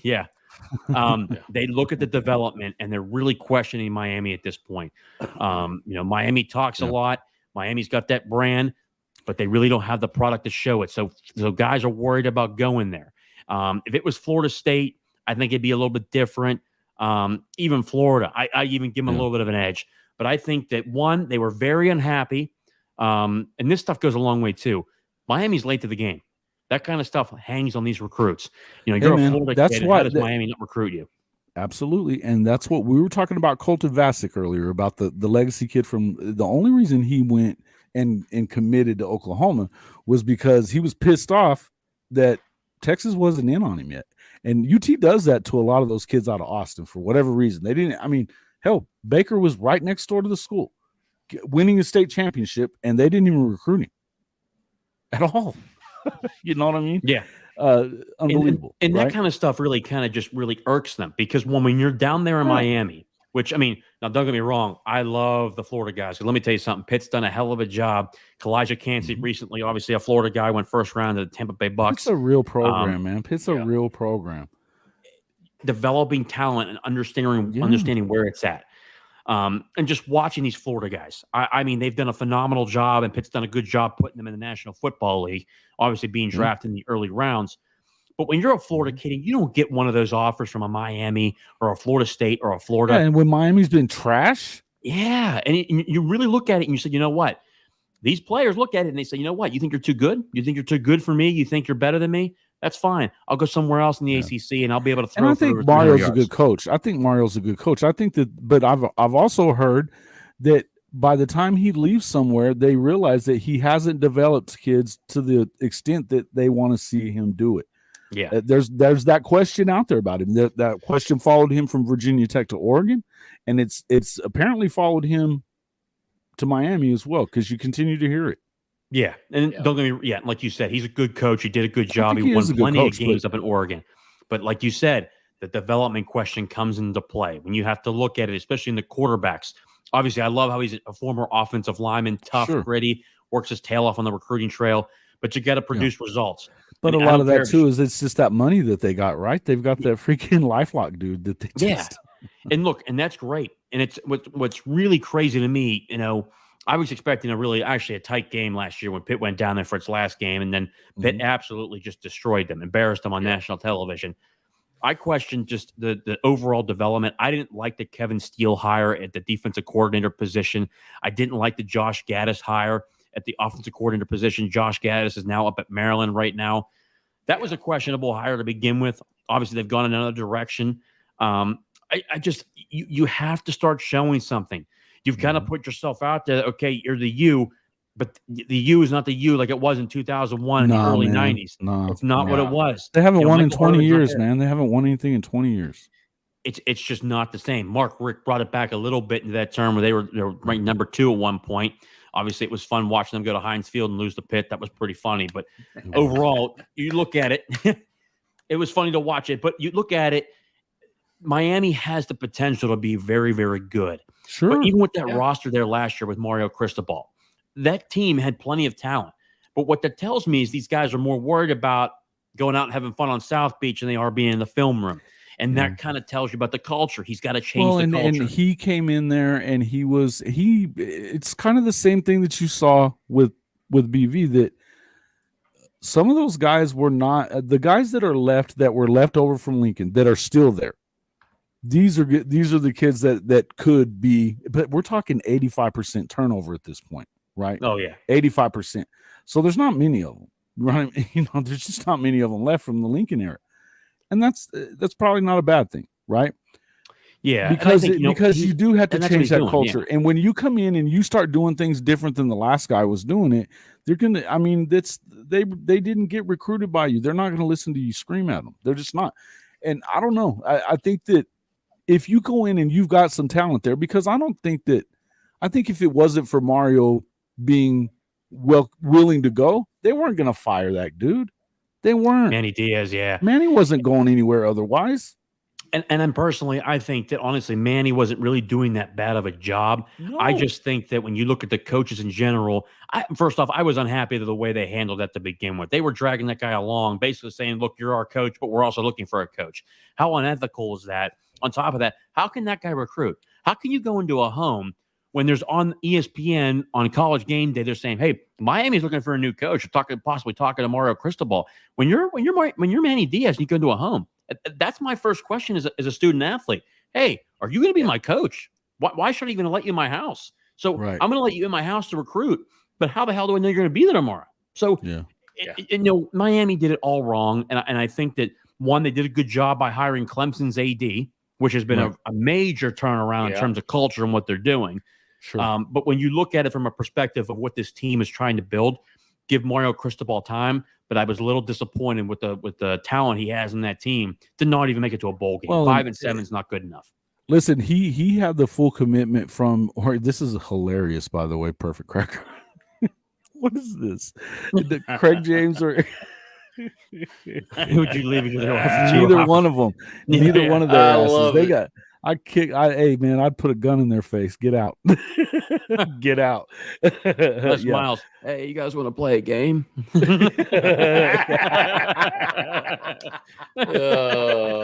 was great. That was awesome, man. Wow. I love it. Good job, guys. Hey, thank you for that question. That's awesome. Guys, make sure you're in here. We've had I don't know. We hadn't had a huge amount of people in here. Make sure you hit that like button. It helps out us a lot. It helps us out a lot. That's good stuff. The perfect Cracker. I love it. All right. So, listen, I think that what I was saying was Mario didn't have to leave Oregon. They knew they weren't trying to get him out of there, right? Nope. And they make a real investment in facilities and everything else too. So that Phil Knight money, baby. And so, yeah, absolutely. So, but that's why he said, we want you to do this and this and this and this. And I think that Mario did it the right way. If you're going to take it, right, then you're going to take that job. And he went to Miami, so it makes sense. So, but he wanted to make sure that they were going to make that same investment. But you wonder, are they going to invest the time in him? Because I don't know that they will. I mean, they've not shown the ability to do that yet, right? Yeah. Overall, when you look at these teams, I've been a big proponent, and I don't care what program you're at. You need you need at least 4 years. 4 years. Let you turn around the program. And I understand people say, well, the transfer portal. I don't want to hear that things. stuff. There's certain coaches that you can tell in 2 or 3 because they're just that bad. But you can see those things. But by year 4, you got to go. Year 5. Yeah. And honestly, that makes sense because even when you're telling me that Sark shouldn't still be around, this is only year 3 for him, Coach. Yeah, but he sucks. That's the difference. True that. Horns down, everybody. No. But honestly, guys, I truly believe this because, and again, I know we're talking about a different level, but when I coached Texas high school football, When I coached Texas high school football, guys, I used to thrive, and even when I came to Hobbs, I thrived on taking programs that were horrible. Yeah, no doubt. And talking about changing the culture. Yeah, And they've benefited in Hobbs from him taking over that culture and changing it. And then now, I mean, they wouldn't be doing what they're doing now otherwise. But but it's so important as we're talking about this. He's got to change that culture. Sure. Because that's so crucial to being successful. And again, doing it at Oklahoma, 85% of those guys gone. Because what happens is when you got that 85% number, all those kids that have come into the new culture, they force that other 15%. They force them to step up. And that's another thing. When you're creating culture, you raise the bar. A lot of people don't want to raise up to the level of that bar, and they just get the hell out. That's right. And which is what you need, and what, unfortunately, is what you want. Listen, when it comes to Coach, hey, Coach Prime, same. Say it. Perfect example. If you don't want to be here, get the hell out of here. And probably the truth is, I don't want you here anyway. No, listen, he's literally flipped the entire roster pretty much. I mean, we're talking maybe 10, 12 guys that are left over from last year's 1-11, and it was 1-11. So who gives a shit? Let them go, right? Well, that's what I'm saying. When you're 1-11, who cares? Yeah, you had to do that. So that's the whole thing. Yeah. Hey, there's old Swamesy. What's up, Swaim? How you doing? Sooner, Pitt, and Notre Dame. It's a joke. Yeah, that's true. Fair enough, Swaim. Listen, in the end, you do have to do that. And that's where I'm at with it. And when you start looking at Coach Venables, and this is where he's at with it. Look, one of the things that he wants these recruits to understand, we've been talking about this relationship recruiting. He doesn't want them to think it's easy to come play there. He's not going to sit there and blow sunshine up your ass and be that player's coach like Lincoln was and make you, and everybody's got to love him. He screams at them and they still love him. That's the thing. That in the end, the reason that he's done so well as a defensive coordinator, and I believe he's going to do well as a head coach, is because he does expect so much out of these guys. He doesn't fill them full of bullshit and tell them that it's not going to be hard. He tells them it's going to be hard. This is going to be the hardest place you could go, period. And Jason, he's able to yell at those players. You know why? He built that relationship prior. So It's not a personal attack, because some players will take it personally, but he's built that relationship before they hit the football field, which means he can coach them hard on the field. I'm telling you. It's like your own kids. It's like your own kids, man. It's like your own kids. I mean, hell, as a parent, you rip their asses up one side and down the other, but they still know that you love them. You're the best player I saw you with at Hobbs, Deshaun Sanders. Love this kid, great, and y'all were as hard on that kid as anyone. Hard on him, but he needed it, right? And he did. He loves you for it. He still tells you every time he talks to you, every time I've ever seen anything that he says to you on Facebook or anywhere else, love you, coach, love you, coach, love you, coach. And Coach built that relationship. Kicked his ass all the time. But I loved him too. Yep. Yeah. And I tell you what, and then growing up as an athlete, and I played baseball in college. Let me tell you something. The coaches that always busted my balls the most, which I knew they cared about me the most. Mm-hmm. If they didn't talk about me or they weren't coaching me hard, that means that guy doesn't care about you. So that's why I really, really, really, Oklahoma fans, I really hope you guys just keep Brent Venables for a long time. Keep supporting him. Yeah. Just keep doing absolutely. it. My audience is great about it. My audience is really good about it. There's a couple here and there that they are. When they lose, it's hard. When they lose, it's hard. And look, there was times last year that I'm not saying that Coach V doesn't have work to do to get better. And there was, and like coaches told us before, plenty of times, there's definitely a learning curve, no matter how long you've been a coordinator, no doubt. Mm-hmm. But I think that in view of that, when you see, Gerald McCoy, we're talking about a guy that's going to be a Hall of Famer. These guys all played for him, and they'll all tell you got to go play for this guy. Yeah, everybody who's ever played for Coach V, they'd still run through a wall for him. Still. Jason, as you say that, and Coach V, like you said, he gets in the middle of their asses. But I guarantee you, after practice, I promise you, he's walking through that locker room patting them on the back, saying, "Hey, you know what? You picked it up today after we had that hard play, tough plays," or he's which saying, you did the same with Deshaun. I mean, Deshaun was a real talent, but you needed to stay in his ass. Or even if they didn't pick it up, you still come by and you see them and you say, "Hey, I know you had a tough day today. Tomorrow's going to be a better day." But again, that I think that's the difference in the great coaches and those that just kind of get through it, because again, it's that relationship. But they know, like you just said, you played baseball, and those guys that busted your balls the most, but they came back to you and put their arm around you, or they loved on you the most positive. Too. Absolutely, yeah.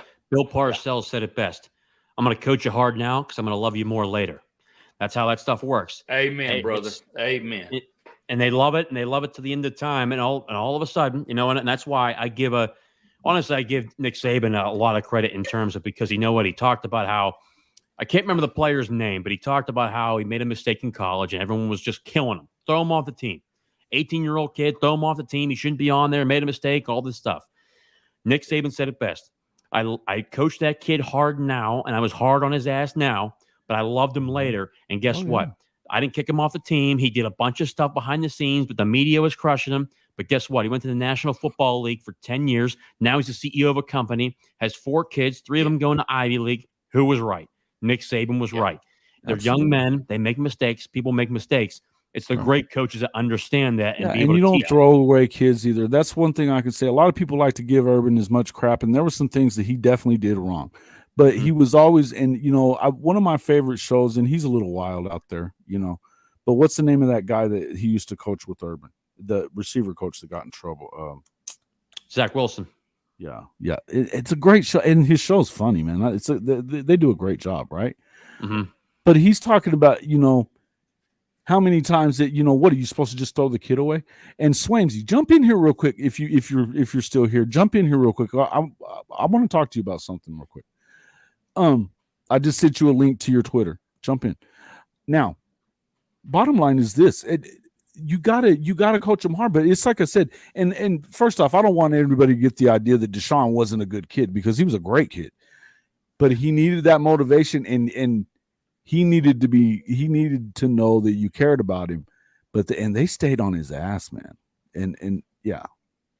Well, and he was one of the first D1 kids to come out of here in many years. And obviously he went to Texas Tech. But you know what, guys? And I'm so impressed with him today, because talking about the successes of those kinds of guys, he's got his own trucking company in Midland, Odessa. And I think he's got like 40 trucks. Hey, have you seen this kid hitting golf balls too? He doesn't know this yet, guys, but he's going to be a sponsor of this program. Oh, I love that. That's what I'm talking about. Hey, we got to let JJ get out of here. He's got to go get on a business call himself. Unfortunately, JJ, thank you so much for coming on the show again, man. We love having you on here. Your insight is impeccable as always. Tell everybody how to find you, and make sure, guys, you get over there and see this guy. Well, thank you both. Obviously, Jason and Coach, you guys are the best. Coach, I want to get you on a live stream with Jason here coming up pretty soon. I want to get you on my show for sure. You do a hell of a job, and both of you are so respectable. I just got to get you on my show. Again, guys, follow me on YouTube at Talking College Football with JJ Kitchen, or you can follow me on Twitter at JJ_Kitchen40. You guys are the best. The show is incredible. The fans are incredible. Reading these comments, guys, continue to support these two. They know what they're talking about. They're incredible. They're good people. Talk about relationships. These guys are good people. They mean a lot to me, and just in terms of how they are as people. So whatever they do. He always comes on here and does this too. Gushes about me and stuff like that. How can we not have this dude come on our show all the time, bro? Absolutely. It's got to be this way, Coach. Love him. And hey, Coach, great guy, JJ. Yeah, we've had a great time, and you really got to get over there. If you didn't check out the show that we did last night, it was a blast. We had a great time. We talked about a lot of stuff, broke down the favorites for the SEC and the Big 12 and the ACC, and some dark horses too. And then we talked about a little bit of realignment, but great show. I had a blast. 2 hours went by like it wasn't nothing. So kind of how we do here. So, hey, JJ, thanks a lot for coming in, man. Make sure you guys get over there and become a subscriber for him. we got to get him to 1,000, man. It's time to get him to 1,000. It's time for everybody to see this guy's show. Means a lot, guys. Thank you guys so much. Love you both. All right, man. Love you too, man. We'll talk to you soon. As always, hail to Pitt. I'll see you guys later, buddy. All right. Yeah, man. Hey, this guy. Hey, dude. He's a good dude. Coach, I like that guy, man. You know, I saw him on Kuz's channel the first time I ever saw him, and then I just saw him a few different times on his own. And you know, I commented in one of his shows, and he was real nice about it, just like he is there. And I asked him to come on the show, and man, we've had a blast. I think he's great at it. I think he's a really good creator, man. Doing a good job. Doing a really good job, man. Hey, speaking of getting him to 1,000, where are we at? We are almost to 1,900. We are just a little under 1,900. It'd be great if we could get to 2,500, but I'll take 2,000. And again, hey, thank you for bringing that up, Coach. We definitely need to do that. We are looking at possibly about 2 weeks. I'm hoping I'm going to be going 5 days a week. We will always do our 6:30 show on Tuesdays. That's not changing. Or it's 8:30 Eastern time, 6:30 where we're at. So we'll continue to do that. But I'm thinking, and guys, let me know in the comments here, and you know, let us know wherever you see us. When's the best time? I'm starting to think maybe early afternoon stuff like that wouldn't be a terrible thing. Maybe even a couple of morning times. You know, let me know though what's good for you guys. When are you going to see us the most? I want to make sure that, you know, we're taking care of you guys. We are going to be doing a few different shows here and there. We're going to try to kind of expand into doing the entire Big 12 and really start getting into some more SEC content as well as we get ready to go with Oklahoma into that. And then look, we love doing, man, I just love I love talking college football. And as much as I love our Sooners, I love college football, period. I just love talking about it, you know? And so this is what we're going to do. But we're always going to have a segment that's always going to be dedicated to OU. Always. We'd like to expand on that a little bit as well. But let me know what you guys think, where you want to see us. When's a good time for you guys? Because you guys are very important to us in our audience, right? Evenings for you, Kim. Okay, definitely. All right, good. And I mean, you guys are important to us. You guys are the folks that show up every time that live button comes on. Kim and Hank and Peanut Butter Hero, you've been around a lot lately, you know, but we have our Adela. I don't know where Adele is at, but you know, we got one more thing we're going to talk about, and then we're out. And Sean's even back. I love it. The old troll Sean. And Perfect Cracker. And hey man, I'm enjoying it. All these guys and some of these guys are fairly new, but you know, we got a real loyal audience, and I love that about them. One more thing we're going to talk about. I was hoping Swain would jump in here because I was going to bust his chops a little bit because we didn't get Okie Light Cody in here, and Swain is an Okie Light guy. So Swain, if you're in here, jump. It's in Twitter. Come on. All right, folks. We didn't really talk when we got to talking about the schedule for the SEC. Now we know, they should be playing 9 games. I'm with you. When you looked at the OU schedule and the Texas schedule, there's a little bit of a difference there, I would think. And I think it'll switch year 2. But that's not the thing that we kind of overlooked is for the first time in 12 years, Texas and Texas A&M will renew their rivalry game, which I think is great for the sport. The good news that I saw about the rest of that schedule is those every year. I think that they're going to go to the 9 games because those every year rivalries are staying alive during that year, during that 2024 season. How does everybody feel about the fact that we're going to see Texas and Aggie play again? I mean, you know, I think they could both go jump in the lake, but they're fun to watch that game, right? And its rivalries is so important to the sport, right? Now, that being said, something that Jay brought this up on Sunday, and here's my thoughts on this. As an SEC program, you have to play a Power 5 non-conference opponent. OU doesn't have one on their non-conference schedule slated right now for 2024. What say you folks? Tell me what you think right now here. And Coach, I'm going to get this from you. I feel like Okie Light needs to be on that freaking schedule. And I don't give a shit what kind of excuse Mike Gundy comes up with. I don't want to hear it anymore. It's an excuse. He's pissed off because he's not going to the SEC, right. and they are sick of losing. He's 3-16. 3-16. Yeah. Hey, there's Adela. I was just talking about you. Yeah. All right, Adela. Yeah. Hey, he's 3-16. There's a reason why he doesn't want to do it. Now you can blame it. He's using the SEC move as a reason to squirm out of the shit. What do you guys feel like? Should even the Oklahoma legislature get involved in this and say, play the damn game? I tell you what needs to happen is the friggin' president needs to step in and say, look, guys, hey, this is a must-have game. It should be played. The two largest schools in the state of Oklahoma, by God, we've got to play. It's a traditional rivalry game. And again, rivalry games don't need to disappear. They need to continue. I don't care what conference you go to. If it's a rivalry game, by God, let's play it. And Okie Light needs to step up and go play. Link is in your Swain. The link is in your Twitter. Jump in here real quick. We want to talk about this with you. Because look, what I'm saying is, I feel like this is a situation. I think it's ridiculous that Texas and A&M didn't play for the last 12 years. I think it's out of absolutely hand. I think it's ridiculous, and I understand that. Look, and I'm not a Mike Gundy guy. We already know that. And I'll be honest with everybody about it. I'll be honest with Swain about it. And Swain's honest with me about stuff. He's a great guy. Same with Cody. I saw what you said there, Hank. About OU only playing 8 SEC teams. Whatever, man. You know how Cody is. He just likes to poke. He just likes to poke at us. They're pokes. That's what they do. And we do the same shit to them. Come on. Come on. We do the same thing. And I'm doing it now. I don't want to see Bedlam go away. And not because it's an easy win and blah, blah, blah. We can sit here and say that, but it's generally a really good game. Now, do I think that Mike Gundy needs to step up and quit making excuses? I do believe that.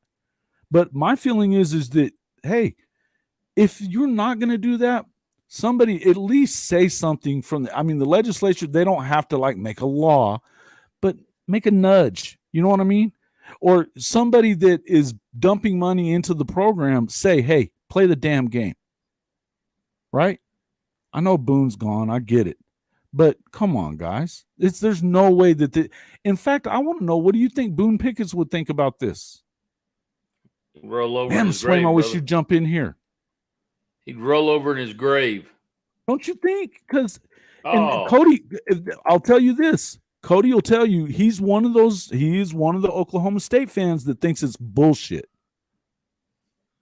That he doesn't like it because he feels like you're backing down from, the bully or whatever. And I get it that they think use the bullies. They are. It is. It's the truth. It is what it is. And it is a win in the bag. You're right, Hank. It dates all the way back to 1910, guys. Yeah, 1910. Yeah, man. I don't see how that you can just throw that away and make it about SEC and money and blah, blah, blah, blah, blah. Right? I agree, Steve. That's exactly right. If you want to play in every sport, because they are going to want to play in every sport, they don't want to stop any of the other ones, right? They're going to continue bedlam in baseball and basketball and everything else. Come on. Right. This game does not need to go away. In fact, think about the money that it generates. Oh, come on, man. Not only the money that it generates, but the money that it saves because of travel. Greg, I wish you'd jump in here for just a second, man. Okay, well, you know what? I want to have you on the show. We're going to have to talk about this. You got to come on the show again anyways. I've been waiting to get you on. We'll talk about it later. But seriously, I look, man, you want to see it in the playoffs. Here's what I'm going to tell you about that. Here's what my feelings on that. And I'll just go ahead and throw them for you. I think that when you stop playing this game, that it's going to hurt the program. I think it's going to hurt the program. I don't think that even losing the game hurts the program with OU and the SEC because it's generally a close game. But I think that when you stop having to get up for this game, that you lose an edge there. Don't you, Coach? Oh, there's no doubt, guys. You know what? You go back, guys, and you look at rivalry games. I don't care who in the heck is playing. If it's a rivalry game, you throw everything out the window, and hell, it may be 14-13 at the end of the game, and that you might be ranked number 1 in the nation, playing number 100 in the nation, and it turns into a dogfight because there's something personal there about it. And and especially in the state of Oklahoma, come on, guys. You know what? We own the state, baby. We own the state. Who's going to win it?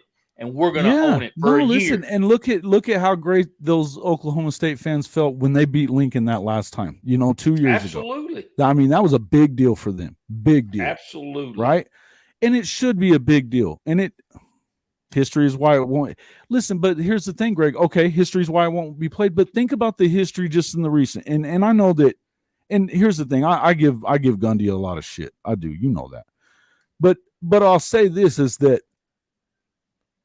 since he's been the head coach there's been a lot more of those close games than there has been those blowouts. There's been a lot more of those close ones. Now, did they end up on the wrong side of it most of the time? Yeah. And do I think he's gun shy about it? Yeah. But I think that when you get to that point, that's why I'm one of those guys that thinks maybe it's time that he moved along. There's a lot of hungry guys out there that would love to play that game every year. A guy, Trailer, like Trailer down there at freaking, I mean, there's hungry coaches out there. He's down there freaking killing it at UTSA, Fritz down at Tulane. Come on, man. There's some good coaches out there. So if you're scared to play it, then move along, man. And I get what you're talking about, but and I get what he's saying, but I'll disagree with him. I'll disagree with him because history is why it should be played. Yeah, that's exactly why. I agree, man. And definitely you're going to have to come on the show because we have to have this conversation. And you know that I'll be real with you, and you can be as real as you want with me. You know how I'm on this show. You can say whatever you want, and we'll be fine with that. But I definitely want to have this conversation with you. I definitely want to do it. So, guys, let me know what you think. I mean, to me, somebody needs to step up and make this damn game happen. It needs to. There's no excuses for it to me. I just don't see it. Bottom line. And just what Hank just said, if the Pokes, just if they win, now they just beat an SEC team, what kind of season are you about to have? You know what I mean? What kind of season are you about to have? You just got done beating your biggest rival, the team you hate the most, and they're in the SEC. It's all upside, man. You're not expected to win it, but if you do, Coach, remember what you said about Lovington that time with Hobbs? There was you couldn't win because they were two 3A classes down, right? Yeah, 2 classes down. Yeah. So if you win, you're supposed to win. If you lose, then you suck, right? Yeah, absolutely. So really, if anybody shouldn't probably want to play it, it should be Oklahoma. Oklahoma will play. If you get beat by them, then you're not supposed to. It's not okay. It's not okay. They won 11 games that year, and that sucks that they lost that game. Screw Lincoln Riley. it's right. No, that's correct. Yeah. But you just play. Rivalry games are made to be played. And this is what I believe. And this goes back to our entire conversation that we've had about realignment and everything else. What we're losing here is forget the damn money part of it. Forget the money part of it. Because the money will be there. The money's going to be there. And these small, I mean, there's a huge gap between the SEC and Big Ten and the rest. But I'm talking about what drives college football is rivalries.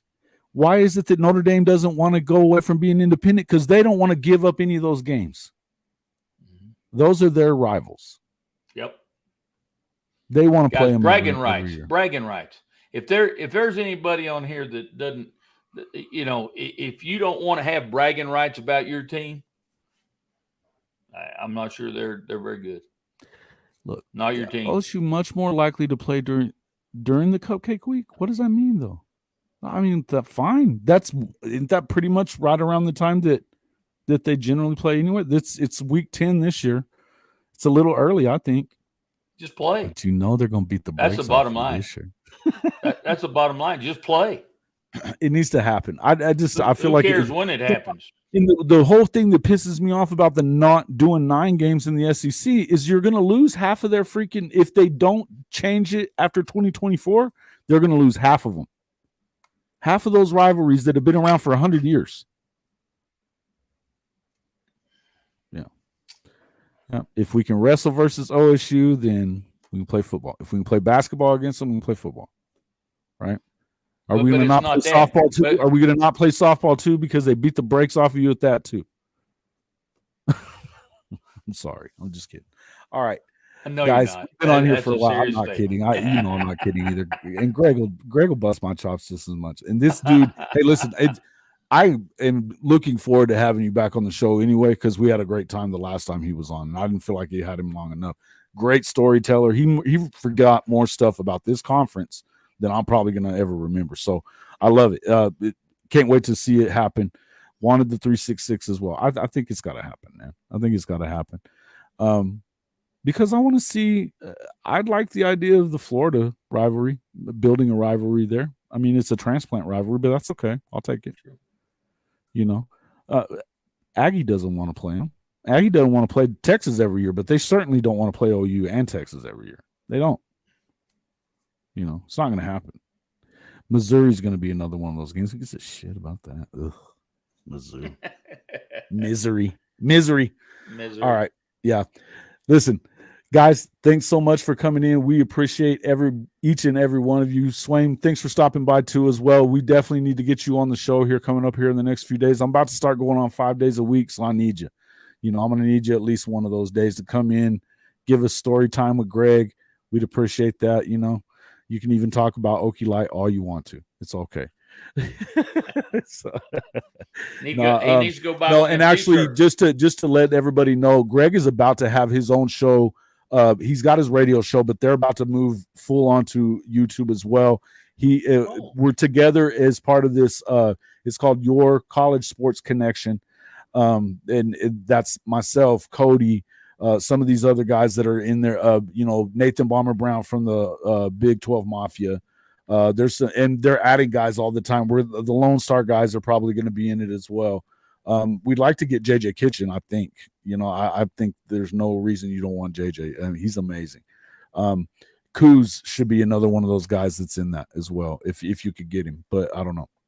In any event, make sure that you go check that out. That's a new, actually on Twitter. You can. It's a group. They have Twitter groups now for whatever reason that it is, which is cool.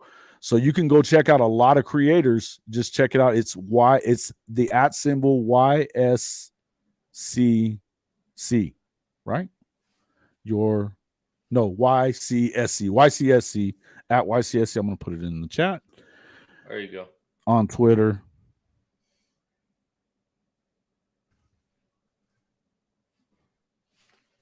And that will take you there. It's a big fist, a black fist, so you'll like it. Check it out, guys. I mean, it's all a bunch of the guys that you guys like to watch anyway. Go check it out. We're trying to make sure that we're promoting each other as well. Get over and check out the Big 12 Mafia show as well. He's a lot of fun. Don't forget to go check out Okie Light, man. Don't forget to go check out Locked on Oklahoma State with our good friend Cody. I keep calling him Okie Light. He's really pissed about it, I think, but I don't, you know, I love him. I've been calling him little brother too. You don't like that either. But man, we all love between us, man. And he's got such a great, that guy right there. You want to talk about energy. If I had his energy, I'd love it. But great guy. He's learning so much about it. But I think me and Greg were talking about it is you can't really teach that kind of energy to people. You could teach them how to do things and whatever, but the dude he's sharp. He's funny. He has a great time with it. He busts chops. I mean, you know, we all do it, sure. Right? You know, it is what it is. So, but it's a lot of fun, man. And I think that's, even though, I mean, you know, Greg's going to bust my chops. He was busting my chops when he was on the show last time. Are they going to win anything when they get to the SEC? You know, have me thinking about it. You know what I mean? But hey, listen, isn't it a fair question? It's a fair question. Yes, they're going to win. You know, it may take a minute, but they're going to win. In any event, guys, thanks so much for coming in. If you hadn't already hit that like button, please do. And if remember, you can always check out our official Hall of Fame college football podcast merch. It's right above the coach there. Your Lincoln Riley gear is there. If you've been blocked by Lincoln and you don't have your badge of honor, I got to ask you why. I just got to ask you why. All right. We also have the 4-star booty gear. I always got the horns down gear in there. We've got some other cool stuff in there, and we're open to suggestion on designs. There's even a can in there that Coach has been looking for. That's there as well. So get on there, check out the podcast merch store. You can also check out when it's almost time. We are at 74 days until the start of the college football season. Make sure that you are geared up and geared ready. Go to our Fanatics partner store, up to 65% off everything in the store just by using our link. Never overpay for licensed merchandise. Just go there. We get a very small commission off of that one, but you get a great deal. It's a win-win situation, and it'll help us out a lot too. The free way to do it, and this is the most important one, hit the like button and share it with your friends. Yeah. Share it with your friends. Like Jay says, sharing is caring. Let anybody you know that is a fan of college football, they should be watching our show. We have a lot of fun here. Guys, thanks so much for coming on, Coach. Hey, Jace, let me I'm going to ask everybody, you guys, I feel like y'all are friends, and I don't even know some of you personally, but I'm going to ask a favor of everybody tonight. My hometown got hit by a tremendous tornado, Perryton, Texas, up in the Texas Panhandle. The tornado, actually there was two, but the biggest one ripped through a third of the main street. And it also, there were four casualties, two of those young boys and two women, one that I knew very well, a friend of mine. Like I said, 250 homes that were completely demolished. And if y'all would just please say a prayer for all those people up in Perryton, Texas, and that, we always need prayer. So, please say prayer for say me. one for me. I'll take a prayer. Absolutely. Too. We all need take it. a prayer yeah. too, man. We all do, and I pray for everybody else as well. Yeah, absolutely. Thanks a lot, guys, and absolutely praying for Perryton. There's been some pretty bad storms there in Tulsa area as well, and so this is a tough time of the year for that part of the country. So it is. Keep those folks in your thoughts. Trivia question for you, Jason. Trivia question. Who from Perryton, Texas has played for the OU Sooners? Played running back. He played running back? Yep. It's not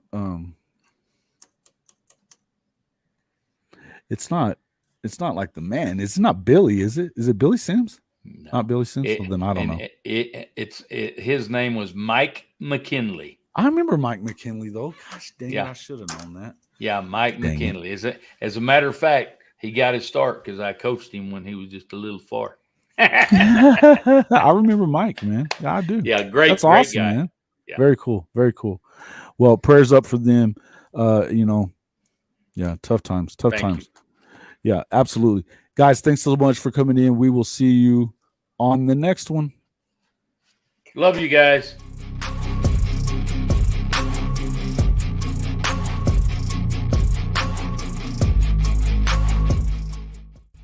Hey, you guys all know the drill, right?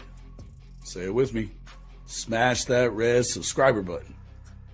Like our videos. And don't forget to ring the notification bell so you don't miss one moment of the Hall of Fame College Football Podcast. Hey,